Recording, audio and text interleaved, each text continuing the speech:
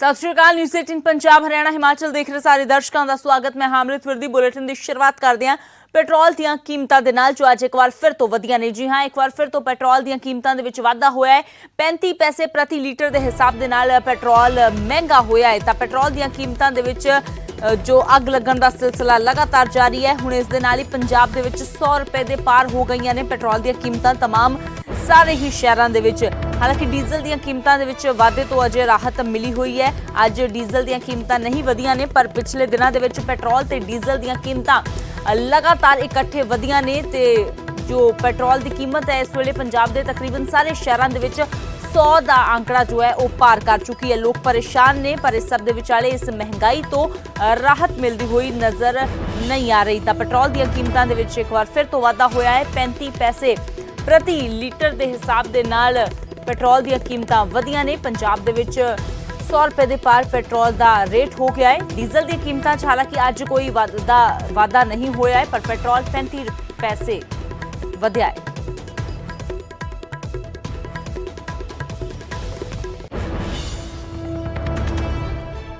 ਤਾਂ ਅਗਲੀ ਵੱਡੀ ਖਬਰ ਦਾ ਰੁਖ ਕਰਦੇ ਹਾਂ। ਖਾਲਿਸਤਾਨ ਟਾਈਗਰ ਫੋਰਸ ਖਿਲਾਫ ਵੱਡੀ ਕਾਰਵਾਈ ਹੋਈ ਹੈ। ਖਾਲਿਸਤਾਨ ਟਾਈਗਰ ਫੋਰਸ ਦੇ ਨਾਲ ਜੁੜੇ ਲੋਕਾਂ ਦੇ ਖਿਲਾਫ NIA ਦੀ ਛਾਪੇਮਾਰੀ ਦੇਖਣ ਨੂੰ ਮਿਲੀ ਹੈ। NIA ਨੇ ਪੰਜਾਬ ਅਤੇ UP 'ਚ 9 ਥਾਵਾਂ ਤੇ ਛਾਪੇ ਮਾਰੇ ਨੇ। ਪੰਜਾਬ 'ਚ ਬਰਨਾਲਾ, ਮੋਗਾ ਤੇ ਫਿਰੋਜ਼ਪੁਰ 'ਚ ਛਾਪੇਮਾਰੀ ਕੀਤੀ ਗਈ ਹੈ। ਛਾਪੇਮਾਰੀ ਦੌਰਾਨ 3 ਮੁਲਜ਼ਮਾਂ ਨੂੰ ਗ੍ਰਿਫਤਾਰ ਕੀਤਾ ਗਿਆ ਹੈ। ਮਨੀ ਲਾਂਡਰਿੰਗ ਤੇ ਨਾਜਾਇਜ਼ ਵਸੂਲੀ ਦੇ ਨਾਲ ਜੁੜੇ ਕੇਸ 'ਚ ਗ੍ਰਿਫਤਾਰੀ ਹੋਈ ਹੈ। ਤਿੰਨੋਂ ਮੁਲਜ਼ਮ ਖਾਲਿਸਤਾਨ ਦੇ ਨਾਲ ਜੁੜੇ ਅੱਤਵਾਦੀ ਹਰਦੀਪ ਨਿੱਜਰ ਦੇ ਨੇੜਲੇ ਦੱਸੇ ਜਾ ਰਹੇ ਨੇ। ਤਾਂ ਖਾਲਿਸਤਾਨ ਟਾਈਗਰ ਫੋਰਸ KTF ਦੇ ਨਾਲ ਜੁੜੇ ਲੋਕਾਂ ਦੇ ਖਿਲਾਫ NIA ਦੀ ਛਾਪੇਮਾਰੀ ਜਾਰੀ ਹੈ। NIA ਨੇ ਪੰਜਾਬ ਤੇ UP 'ਚ 9 ਥਾਵਾਂ ਤੇ ਛਾਪੇ ਮਾਰੇ ਨੇ। ਪੰਜਾਬ ਦੇ ਵਿੱਚ ਬਰਨਾਲਾ, ਮੋਗਾ ਤੇ ਫਿਰੋਜ਼ਪੁਰ ਦੇ ਵਿੱਚ NIA ਦੇ ਵੱਲੋਂ ਛਾਪੇਮਾਰੀ ਕੀਤੀ ਗਈ ਹੈ ਤੇ 3 ਮੁਲਜ਼ਮਾਂ ਨੂੰ ਛਾਪੇਮਾਰੀ ਦੌਰਾਨ ਗ੍ਰਿਫਤਾਰ ਵੀ ਕੀਤਾ ਗਿਆ ਹੈ। ਮਨੀ ਲਾਂਡਰਿੰਗ ਤੇ ਨਾਜਾਇਜ਼ ਵਸੂਲੀ ਨਾਲ ਜੁੜੇ ਕੇਸ ਦੇ ਵਿੱਚ ਗ੍ਰਿਫਤਾਰੀ ਹੋਈ ਹੈ ਤੇ ਤਿੰਨੋਂ ਮੁਲਜ਼ਮ ਜੋ ਗ੍ਰਿਫਤਾਰ ਕੀਤੇ ਗਏ ਨੇ ਉਹ ਖਾਲਿਸਤਾਨੀ ਅੱਤਵਾਦੀ ਹਰਦੀਪ ਨਿੱਜਰ ਦੇ ਨੇੜਲੇ ਦੱਸੇ ਜਾ ਰਹੇ ਨੇ। ਤਾਂ ਫਿਲਹਾਲ ਅੱਗੇ ਦੀ ਜੋ ਤਫਤੀਸ਼ ਹੈ ਕੀਤੀ ਜਾ ਰਹੀ ਹੈ।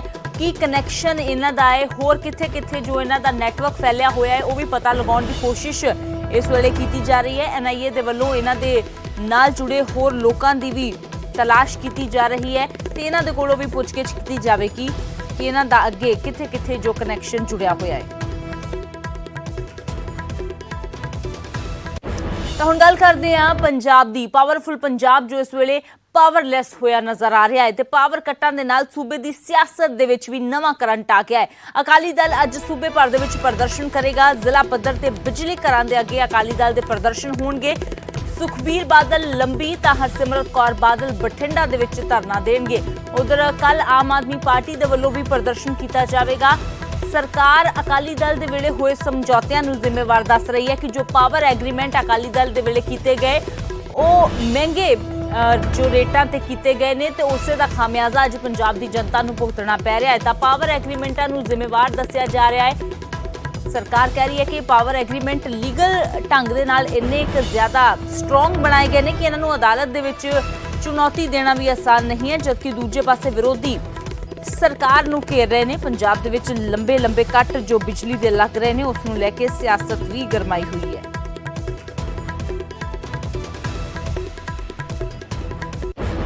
ਤਾਂ ਇਸ ਸਭ ਦੇ ਵਿਚਾਲੇ ਨਿਊਜ਼ 18 ਦੇ ਵੱਲੋਂ 32 ਗੁੱਲ ਮੁਹਿੰਮ ਚਲਾਈ ਗਈ, ਜਿਸ ਤੋਂ ਬਾਅਦ ਵੱਡਾ ਐਕਸ਼ਨ ਹੋਇਆ ਹੈ। ਪਾਵਰ ਕੱਟ ਤੇ CM ਕੈਪਟਨ ਅਮਰਿੰਦਰ ਸਿੰਘ ਦੇ ਵੱਲੋਂ ਵੱਡਾ ਐਕਸ਼ਨ ਲੈਂਦਿਆਂ ਕੁਝ ਅਹਿਮ ਜੋ ਦਿਸ਼ਾ ਨਿਰਦੇਸ਼ ਜਾਰੀ ਕੀਤੇ ਗਏ ਨੇ ਕਿ ਸਵੇਰੇ 8 ਵਜੇ ਤੋਂ ਦੁਪਹਿਰ 2 ਵਜੇ ਤੱਕ ਹੀ ਸਰਕਾਰੀ ਦਫ਼ਤਰਾਂ ਦੇ ਵਿੱਚ ਕੰਮਕਾਜ ਹੋਵੇਗਾ। ਯਾਨੀ ਕਿ ਜ਼ਿਆਦਾ ਬਿਜਲੀ ਦੀ ਖਪਤ ਨਾ ਹੋਵੇ, ਇਸ ਲਈ 8 ਵਜੇ ਤੋਂ 2 ਵਜੇ ਤੱਕ ਹੀ ਸਰਕਾਰੀ ਦਫ਼ਤਰਾਂ 'ਚ ਕੰਮ ਹੋਵੇਗਾ। ਇਸ ਤੋਂ ਇਲਾਵਾ ਜ਼ਿਆਦਾ ਖਪਤ ਵਾਲੀ ਇੰਡਸਟਰੀ ਨੂੰ ਸਪਲਾਈ ਦੇ ਵਿੱਚ ਕਟੌਤੀ ਕੀਤੀ ਜਾਵੇਗੀ। ਧਰਨਿਆਂ ਤੇ ਬੈਠੇ ਬਿਜਲੀ ਮੁਲਾਜ਼ਮਾਂ ਨੂੰ ਹੜਤਾਲ ਕਰਨ ਦੀ ਅਪੀਲ ਵੀ ਸਰਕਾਰ ਦੇ ਵੱਲੋਂ ਜੋ ਹੈ ਉਹ ਕੀਤੀ ਗਈ ਹੈ ਮੌਜੂਦਾ ਹਾਲਾਤਾਂ ਨੂੰ ਦੇਖਦੇ ਹੋਏ। ਤਾਂ ਨਿਊਜ਼ 18 ਦੇ ਵੱਲੋਂ 32 ਗੁੱਲ ਮੁਹਿੰਮ ਚਲਾਈ ਗਈ ਸੀ, ਜਿਸ ਦਾ ਦਮਦਾਰ ਅਸਰ ਦੇਖਣ ਨੂੰ ਮਿਲਿਆ ਹੈ। 32 ਗੁੱਲ ਤੋਂ ਬਾਅਦ ਐਕਸ਼ਨ ਦੇ ਵਿੱਚ ਨਜ਼ਰ ਆ ਰਹੇ ਨੇ CM।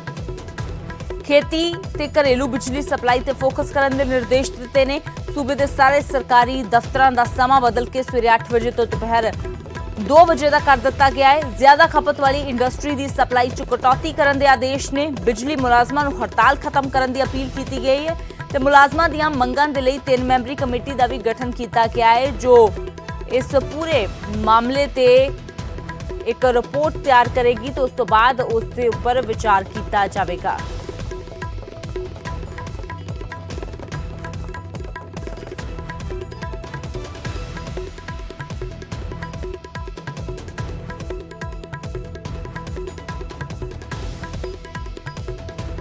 ਤਾਂ ਬਿਜਲੀ ਸੰਕਟ ਵਿਚਾਲੇ ਸਵਾਲ ਪਾਵਰ ਐਗਰੀਮੈਂਟਾਂ ਦਾ ਵੀ ਹੈ। ਦਰਅਸਲ ਪੰਜਾਬ 'ਚ ਮਹਿੰਗੀ ਬਿਜਲੀ ਦਾ ਕਾਰਨ ਇਹਨਾਂ ਐਗਰੀਮੈਂਟਾਂ ਨੂੰ ਹੀ ਮੰਨਿਆ ਜਾਂਦਾ ਹੈ। ਇਹਨਾਂ ਹੀ ਨਹੀਂ, ਕਾਂਗਰਸ ਦੇ ਵਿਧਾਇਕ ਹਰਜੋਤ ਕਮਲ ਨੇ ਵੀ ਮੰਨਿਆ ਹੈ ਕਿ ਐਗਰੀਮੈਂਟ ਇੰਨਾ ਸਟਰੋਂਗ ਹੈ ਕਿ ਇਹਨਾਂ ਨੂੰ ਅਦਾਲਤ ਦੇ ਵਿੱਚ ਚੁਣੌਤੀ ਦੇਣਾ ਵੀ ਆਸਾਨ ਨਹੀਂ ਹੈ।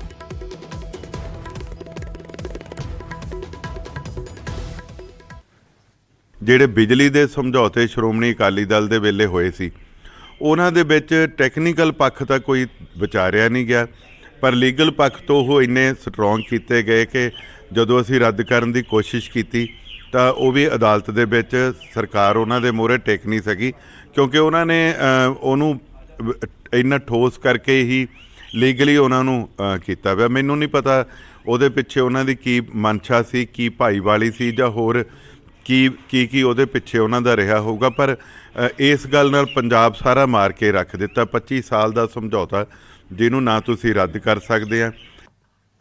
ਤੇ ਉਧਰ ਗੱਲ ਕਰਦੇ ਹਾਂ ਹੁਣ ਸਫਾਈ ਸੇਵਕਾਂ ਦੀ ਹੜਤਾਲ ਦੀ ਜੋ ਖਤਮ ਕਰ ਦਿੱਤੀ ਗਈ ਹੈ। ਸਰਕਾਰ ਦੇ ਵੱਲੋਂ ਜਾਰੀ ਬਿਆਨ ਦੇ ਵਿੱਚ ਹੜਤਾਲ ਖਤਮ ਕਰਨ ਦਾ ਐਲਾਨ ਕੀਤਾ ਗਿਆ। ਸਥਾਨਕ ਸਰਕਾਰਾਂ ਬਾਰੇ ਮੰਤਰੀ ਬ੍ਰਹਮ ਮਹਿੰਦਰਾ ਦੇ ਵੱਲੋਂ ਸਫਾਈ ਸੇਵਕਾਂ ਦੇ ਨਾਲ ਮੀਟਿੰਗ ਕੀਤੀ ਗਈ ਤੇ ਮੀਟਿੰਗ ਦੇ ਵਿੱਚ ਉਹਨਾਂ ਦੀਆਂ ਮੰਗਾਂ 1 ਮਹੀਨੇ ਦੇ ਅੰਦਰ ਹੱਲ ਕਰਨ ਦਾ ਭਰੋਸਾ ਦਿੱਤਾ ਗਿਆ ਹੈ। ਪੱਕਾ ਕਰਨ ਦੀ ਮੰਗ ਤੇ ਸਰਕਾਰ ਨੇ 1 ਮਹੀਨੇ ਦੇ ਵਿੱਚ ਫੈਸਲਾ ਕਰਨ ਦਾ ਭਰੋਸਾ ਦਿੱਤਾ ਹੈ ਤੇ ਮੀਟਿੰਗ 'ਚ ਸਫਾਈ ਸੇਵਕਾਂ ਦੀਆਂ 16 ਮੰਗਾਂ ਤੇ ਵਿਚਾਰ ਕੀਤਾ ਗਿਆ ਹੈ। ਸਵੀਪਰਾਂ ਦੇ ਲਈ 500 ਰੁਪਏ ਸਪੈਸ਼ਲ ਅਲਾਊਂਸ ਦਾ ਵੀ ਐਲਾਨ ਕੀਤਾ ਗਿਆ ਹੈ ਤੇ ਡਿਵੈਲਪਮੈਂਟ ਟੈਕਸ ਤੋਂ ਛੋਟ ਦਿੱਤੀ ਗਈ ਹੈ, ਜਿਸ ਤੋਂ ਬਾਅਦ ਸਫਾਈ ਸੇਵਕਾਂ ਦੀ ਹੜਤਾਲ ਖਤਮ ਕਰ ਦਿੱਤੀ ਗਈ ਹੈ ਜੋ ਪਿਛਲੇ ਲੰਬੇ ਸਮੇਂ ਤੋਂ ਲਗਾਤਾਰ ਜਾਰੀ ਸੀ।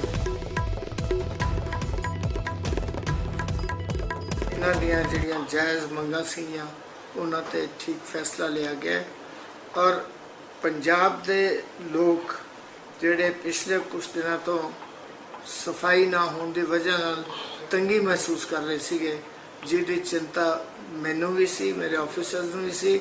ਸਭ ਤੋਂ ਬੜੀ ਚਿੰਤਾ ਪੰਜਾਬ ਦੇ ਮੁੱਖ ਮੰਤਰੀ ਕੈਪਟਨ ਅਮਰਿੰਦਰ ਸਿੰਘ ਉਹਨਾਂ ਨੂੰ ਸੀ ਔਰ ਅਸੀਂ ਚਾਹੁੰਦੇ ਸੀ ਕਿ ਇਹਨਾਂ ਦੇ ਨਾਲ ਜਿਹੜੇ ਕੋਈ ਇਹਨਾਂ ਦੀ ਜਸਟੀਫਾਈਡ ਡਿਮਾਂਡਸ ਹੈ ਉਹ ਪੂਰੀਆਂ ਹੋਣੀਆਂ ਚਾਹੀਦੀਆਂ। ਇਹ ਸਰਕਾਰਾਂ ਦੀ ਜ਼ਿੰਮੇਵਾਰੀ ਹੁੰਦੀ ਹੈ ਕਿ ਆਪਣੇ EMPLOYEES ਆਪਣੇ ਲੋਕ ਉਹਨਾਂ ਨੂੰ ਆਪਣੇ ਪਰਿਵਾਰ ਦੀ ਤਰ੍ਹਾਂ ਸਮਝਦੇ ਹੋਏ ਉਹਨਾਂ ਦਾ ਸਾਰਾ ਖਿਆਲ ਰੱਖਣਾ ਇਹ ਸਰਕਾਰ ਦੀ ਜ਼ਿੰਮੇਵਾਰੀ ਹੁੰਦੀ ਹੈ।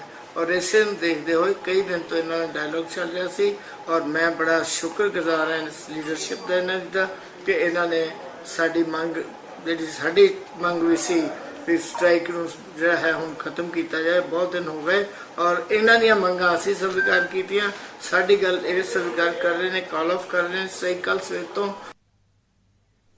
ਤੇ ਗੱਲ ਕਰਦੇ ਹੁਣ ਕੈਪਟਨ ਅਮਰਿੰਦਰ ਸਿੰਘ ਦੀ ਲੰਚ ਡਿਪਲੋਮੈਸੀ ਦੀ। ਕੈਪਟਨ ਅਮਰਿੰਦਰ ਸਿੰਘ ਨੇ ਲੰਚ ਤੇ ਕਈ ਸ਼ਹਿਰੀ ਖੇਤਰਾਂ ਦੇ ਮੰਤਰੀਆਂ ਤੇ ਵਿਧਾਇਕਾਂ ਤੇ ਪਾਰਟੀ ਦੇ ਹਿੰਦੂ ਚਿਹਰਿਆਂ ਦੇ ਨਾਲ ਮੁਲਾਕਾਤ ਕੀਤੀ ਹੈ ਤੇ ਇਸ ਦੌਰਾਨ ਉਹਨਾਂ ਦੀਆਂ ਸ਼ਿਕਾਇਤਾਂ ਸੁਣੀਆਂ ਗਈਆਂ ਨੇ। ਕਿਸ ਤਰ੍ਹਾਂ ਪਾਰਟੀ ਨੂੰ ਗਰਾਊਂਡ ਪੱਧਰ ਤੇ ਮਜ਼ਬੂਤ ਕੀਤਾ ਜਾਵੇ, ਇਸ ਦੇ ਬਾਰੇ ਚਰਚਾਵਾਂ ਹੋਈਆਂ ਨੇ। ਮੀਟਿੰਗ ਦੌਰਾਨ ਬੇਸ਼ੱਕ ਇਹ ਦੱਸਿਆ ਗਿਆ ਹੈ ਕਿ ਸ਼ਹਿਰੀ ਖੇਤਰਾਂ ਦੇ ਮਸਲਿਆਂ ਤੇ ਵਿਕਾਸ ਨੂੰ ਲੈ ਕੇ ਚਰਚਾ ਹੋਈ ਹੈ ਤੇ ਸਰਕਾਰ ਸ਼ਹਿਰੀ ਖੇਤਰਾਂ ਦੇ ਲਈ ਖਜ਼ਾਨੇ ਦਾ ਮੂੰਹ ਖੋਲ ਸਕਦੀ ਹੈ, ਪਰ ਖਬਰ ਇਹ ਵੀ ਹੈ ਕਿ ਕੁਝ ਆਗੂਆਂ ਨੇ ਪਾਰਟੀ ਦੇ ਸੀਨੀਅਰ ਆਗੂਆਂ ਦੀ ਕਾਰਗੁਜ਼ਾਰੀ ਨੂੰ ਲੈ ਕੇ ਸ਼ਿਕਾਇਤਾਂ ਕੀਤੀਆਂ ਸੀ।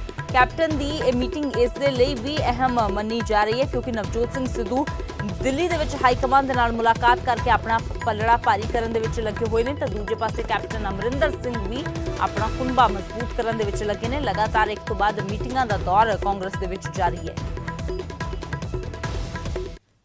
ਸਾਹਿਬਾਨ ਨੇ ਉਹਨਾਂ ਨਾਲ ਗੱਲਬਾਤ ਕੀਤੀ ਗਈ ਹੈ ਸੀਐਮ ਸਾਹਿਬ ਨੇ, ਕਿਉਂਕਿ 2022 ਦੀ ਇਲੈਕਸ਼ਨ 'ਚ ਆਪਾਂ ਉੱਥੇ ਜਾਣਾ ਹੈ ਤੇ 2022 ਦੀ ਇਲੈਕਸ਼ਨ ਦੇ ਵਿੱਚ ਜੇ ਕੋਈ ਡਿਵੈਲਪਮੈਂਟ ਨੂੰ ਲੈ ਕੇ ਕੋਈ ਹੋਰ ਮੁਸ਼ਕਲ ਹੈ ਉਹਨਾਂ ਦਾ ਹੱਲ ਵਾਸਤੇ ਇਹ ਪਹਿਲਾਂ ਵੀ ਮੀਟਿੰਗਾਂ ਹੁੰਦੀਆਂ ਨੇ ਔਰ ਉਸੇ ਹੀ ਸਿਲਸਿਲੇ ਦੇ ਵਿੱਚ ਅੱਜ ਦੀ ਮੀਟਿੰਗ ਵੀ ਪੁਰਾਣੇ ਲੀਡਰਾਂ ਨੂੰ ਤਵੱਜੋ ਕਹਿੰਦੇ ਉਸ ਤਰੀਕੇ ਦੀ ਨਹੀਂ ਮਿਲ ਪਾ ਰਹੀ।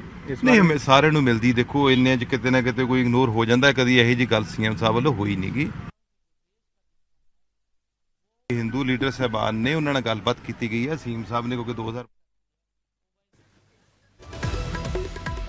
ਉਧਰ ਦੂਜੇ ਪਾਸੇ ਆਮ ਆਦਮੀ ਪਾਰਟੀ ਦਾ ਇਲਜ਼ਾਮ ਹੈ ਕਿ ਕੁਰਸੀ ਬਚਾਉਣ ਦੇ ਲਈ ਵਿਧਾਇਕਾਂ ਦੀ ਖਰੀਦੋ ਫਰੋਖਤ ਹੋ ਰਹੀ ਹੈ, ਜਦਕਿ ਕਾਂਗਰਸ ਨੇ ਇਹ ਕਹਿ ਕੇ ਪਲਟਵਾਰ ਕੀਤਾ ਹੈ ਕਿ ਆਮ ਆਦਮੀ ਪਾਰਟੀ ਪਹਿਲਾਂ ਆਪਣੇ ਆਪ ਨੂੰ ਸੰਭਾਲ ਲਵੇ। ਕੈਪਟਨ ਸਾਹਿਬ ਦੇ ਪ੍ਰਤੀ ਨਾਰਾਜ਼ਗੀ ਆ ਪੰਜਾਬ ਦੇ ਵਿਧਾਇਕਾਂ ਦੀ, ਕਾਂਗਰਸ ਪਾਰਟੀ ਦੇ ਵਿਧਾਇਕਾਂ ਦੀ। ਉਸ ਨਾਰਾਜ਼ਗੀ ਨੂੰ ਰੋਕਣ ਦੇ ਲਈ ਕੈਪਟਨ ਸਾਹਿਬ ਨੇ ਡਿਨਰ ਡਿਪਲੋਮੈਸੀ ਸ਼ੁਰੂ ਕੀਤੀ ਆ। ਜਿਹੜੀ ਵਿਧਾਇਕ ਨੇ ਉਹਨਾਂ ਦੀ ਖਰੀਦੋ ਫਰੋਖਤ ਸ਼ੁਰੂ ਕੀਤੀ ਆ। ਪਹਿਲਾਂ 2 ਵਿਧਾਇਕਾਂ ਦੇ ਬੱਚਿਆਂ ਨੂੰ ਨੌਕਰੀ ਦੇ ਕੇ ਉਹਨਾਂ ਨੂੰ ਟਿਕਾਉਣ ਦਾ ਯਤਨ ਕੀਤਾ। ਹੁਣ ਕਿਸੇ ਨੂੰ ਚੇਅਰਮੈਨ ਲਾ ਰਹੇ ਨੇ, ਕਿਸੇ ਨੂੰ ਕੁਛ ਲਾ ਰਹੇ ਨੇ, ਕਿਸੇ ਦੇ ਮੁੰਡੇ ਨੂੰ ਸੈੱਟ ਕਰ ਰਹੇ ਨੇ, ਕਿਸੇ ਦੀ ਕੁੜੀ ਨੂੰ ਸੈੱਟ ਕਰ ਰਹੇ ਨੇ, ਕਿਸੇ ਨੂੰ ਕਿਸੇ ਮਾਫੀਆ ਦਾ ਹਿੱਸਾ ਬਣਾ ਰਹੇ ਨੇ, ਕਿਸੇ ਨੂੰ ਕਹਿ ਰਹੇ ਨੇ ਕਿ ਤੂੰ ਪੰਜਾਬ ਦਾ ਲੈਂਡ ਮਾਫੀਆ ਸਾਂਭ ਲਾ, तू सैंड माफिया संभला, तू बिजली माफिया संभला। अरे भैया आप अपना कुनबा संभालो। वो बेचारे बिना ही मूल के बिक रहे हैं, कहीं कहीं कोई कहीं, और आप संभाल नहीं पा रहे। और आम आदमी पार्टी का कुनबा बिखरा पड़ा है, झाड़ू तिला तिला हुआ है। आप दूसरे के घरों के ऊपर अंदर जाकर देखने की बजाय अपने गिरेबां पे जाको। झाड़ू के साथ कोई एमएलए रहना नहीं चाहता। तो उधर हुण गल करते हैं सुखबीर बादल दी, जिन्हां ते FIR दर्ज हो गई है। माइनिंग वाली जगह ते रेड नूं लैके सुखबीर बादल ते FIR दर्ज कर ली गई है ते विरसा सिंह वलटोआ ते बोनी अजनाला नूं भी इस FIR दे विच नामजद कीता गया है। इल्जाम ने सरकारी कामकाज दे विच दखलअंदाजी करन दे। दरअसल ब्यास दे विच जो माइनिंग हो रही सी उसनूं सुखबीर बादल ने नाजायज दस्सिया सी, पर हुण माइनिंग कंपनी दे वल्लों DGP नूं इस संबंधी शिकायत की गई है ते कहा गया है कि ये जायज़ माइनिंग नूं नाजायज़ दस्सिया गया है सुखबीर बादल दे वल्लों ते सरकारी कामकाज दे विच दखल अंदाजी की गई है, जिस लई सुखबीर बादल ते FIR दर्ज कर ली गई है।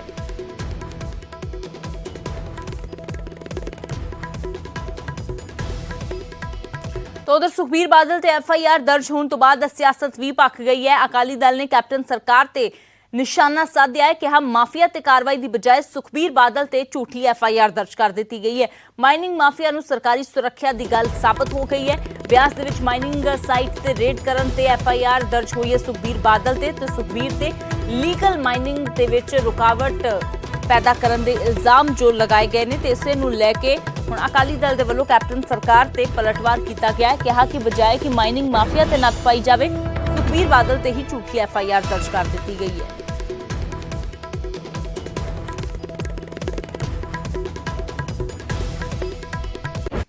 तो हुण गल करते हैं इनेलो सुप्रीमो ते हरियाणा के साबका मुख्यमंत्री OP चौटाला की, जो अज तिहाड़ तो रिहा होणगे। JPT भर्ती घोटाले दे विच OP चौटाला की सज़ा पूरी हो गई है ते हुण उन्हां नूं अज जो है अधिकारत तौर पर रिहा कर दिता जाएगा। करीब 10 बजे बाहर आउणगे जेल तो OP चौटाला ते चौटाला के स्वागत के लिए वड्डी गिणती दे विच इनेलो के जो समर्थक ने OP चौटाला के समर्थक ने इकट्ठे हो रहे हैं। दिल्ली गुरुग्राम बॉर्डर ते वड्डी गिणती दे विच समर्थक इकट्ठे होकर OP चौटाला का स्वागत करनगे।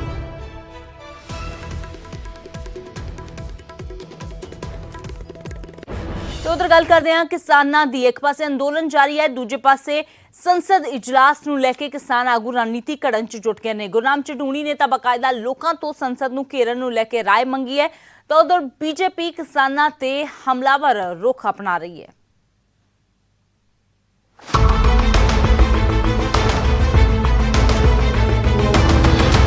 खेती कानूनों के खिलाफ अंदोलन लगातार जारी है। किसानों का दिल्ली मोर्चा भी 7 महीनों तो चल रहा है, पर केंद्र सरकार के नाल गलबात ते डेडलॉक बरकरार है। इस सब के विचाले किसान संसद वाल कुछ करने लैके भी सलाह कीतियां जाण लगियां ने। किसान आगू गुरनाम सिंह चढ़ूणी ने एक वीडियो शेयर करके नवे खेती कानूनों के विरुद्ध चल रहे अंदोलन को लैके लोगों तो सुझाव मंगे ने। चढ़ूणी ने पूछा कि संसद का घिराव करना चाहिए कि नहीं, तो लोगों की राय के आधार पर फैसला लेने की गल कही है। क्या हमें संसद कूच करना चाहिए? क्या हमें इस तरह का कोई प्रोग्राम देना चाहिए? ये संसद कूच की बात मैंने तो उसमें हमारी राय है कि हम हाथ बांध के, हमारी राय नहीं, एक सब की वो हो सकती है कि हम हाथ बांध के आगे ऐसे हाथ बांध के रस्सियों से और फिर हम संसद कूच करें पैदल। उसके लिए में वायलेट का भी जो है वो खतरा नहीं रहेगा और हम आंदोलन ठीक से भी कर सकते हैं। तो इस पे अपनी राय दें कि क्या हमें संसद कूच करना चाहिए या नहीं करना चाहिए। ਉਧਰ ਹਰਿਆਣਾ ਸਰਕਾਰ ਲਗਾਤਾਰ ਕਿਸਾਨਾਂ ਤੇ ਸਖਤੀ ਵਰਤਣ ਦੇ ਸੰਕੇਤ ਦੇ ਰਹੀ ਹੈ। ਮੁੱਖ ਮੰਤਰੀ ਮਨੋਹਰ ਲਾਲ ਤੋਂ ਬਾਅਦ ਹੁਣ ਗ੍ਰਹਿ ਮੰਤਰੀ ਅਨਿਲ ਵਿਜ ਨੇ ਵੀ ਕਿਸਾਨਾਂ ਦੇ ਅੰਦੋਲਨ ਨੂੰ ਹਿੰਸਕ ਕਰਾਰ ਦਿੰਦਿਆਂ ਵਰਜਿਆ। नहीं, ये गलत है।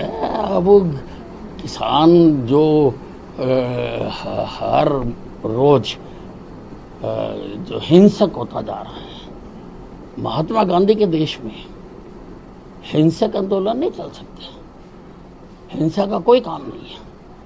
अब ये हर जगह के ऊपर ये हिंसात्मक गतिविधियों में आते जा रहे हैं, ये ठीक नहीं। ਬੀਜੇਪੀ ਦਾ ਅੰਦੋਲਨ ਦੇ ਪ੍ਰਤੀ ਰੁਖ ਹਮਲਾਵਰੀ ਹੈ। ਹਰਜੀਤ ਗਰੇਵਾਲ ਦੇ ਮੁਤਾਬਿਕ ਅੰਦੋਲਨ ਨੂੰ ਕਿਸਾਨ ਆਗੂ ਹੀ ਬਦਨਾਮ ਕਰ ਰਹੇ ਨੇ। ਇਹ ਤਾਂ ਸਰਕਾਰਾਂ ਨੂੰ ਕਾਨੂੰਨ ਜਿਹੜਾ ਨਾ ਦੇਸ਼ ਦਾ ਕਾਨੂੰਨ ਲਾਅ ਆਫ ਦਾ ਲੈਂਡ ਉਹ ਲਾਗੂ ਕਰਨਾ ਚਾਹੀਦਾ। ਇਹ ਕਿਸੇ ਦੀ ਵੀ ਇੱਜ਼ਤ ਉਤਾਰ ਦਿੰਦੇ ਆ, ਕਿਸੇ ਨੂੰ ਵੀ ਧੱਕੇ ਮਾਰ ਦਿੰਦੇ ਆ, ਕਿਸੇ ਤੇ ਜ਼ੁਲਮ ਕਰ ਦਿੰਦੇ ਆ, ਕਿਸੇ ਦੇ ਕੱਪੜੇ ਫਾੜ ਦਿੰਦੇ ਆ। ਇਹ ਕੋਈ ਗੱਲ ਹੀ ਨਹੀਂ ਹੈ।